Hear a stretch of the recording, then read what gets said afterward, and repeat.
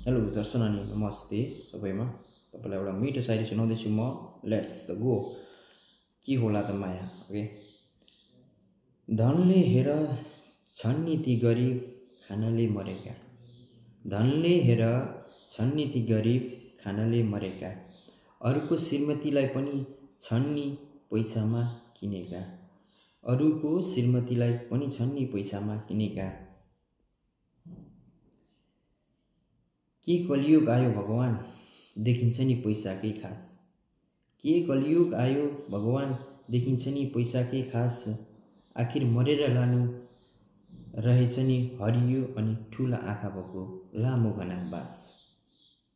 के कलियुग आयो भगवान देखिन्छ नि पैसाकै खास।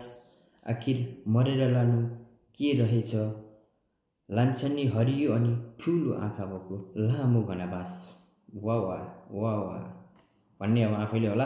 पक्कै पनि फेरि अर्को भिडियोमा म तपाईँहरूलाई यस्तै मिठो शायरी सुनाउनेछु। साथ सपोर्ट सहयोग तपाईँहरूले दिनु नै पर्ने हुन्छ मलाई। हस् त नमस्ते बाई। यो भिडियो फुल भिडियो गएर हेर्नको लागि नभुल्नु होला, नबिर्सनु होला। राजा जेपीटी युट्युब च्यानल रहेको छ र यस मार्फत म भन्दैछु राजा भनेको त सबैलाई तपाईँलाई थाहा छँदैछ। र JPT1 को मतलब नेपाल फुल फर्ममा बुझिन्छ JPT है। तर JPT भित्र केही छ, कसैको भविष्यमा आइपर्ने काम लाग्ने कुराहरू JPT को फुल फर्म।